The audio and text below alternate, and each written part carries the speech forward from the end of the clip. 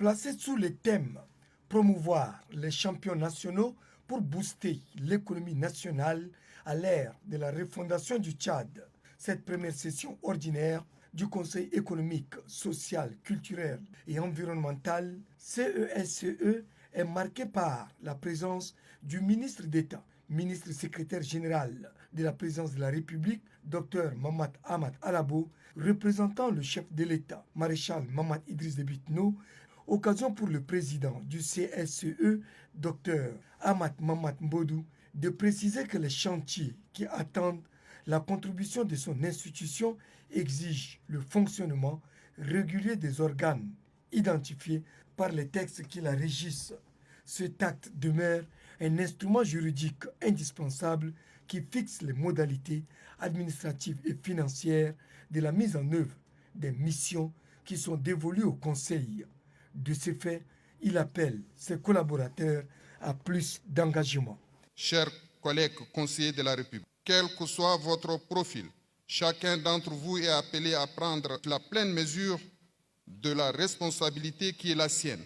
afin d'aider le Tchad de la Ve République à faire face aux nombreux défis dont l'ampleur et l'urgence interpellent toutes les filles et tous les fils de notre pays. Le président du CSCE d'ajouter que depuis le retour à l'ordre constitutionnel, le travail abattu par le président de la République pour impulser une nouvelle dynamique à l'économie tchadienne invite à redoubler d'efforts. À cet égard, le Conseil ne saurait rester en marge des réflexions stratégiques, d'où l'importance du thème de cette première session ordinaire. Le choix de ce thème se justifie d'une part pour encourager la promotion des champions nationaux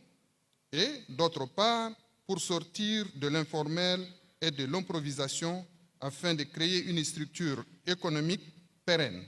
et axée sur les bonnes pratiques. Il s'agit aussi de connaître les éventuels freins et les leviers tant sur le plan financier qu'humain.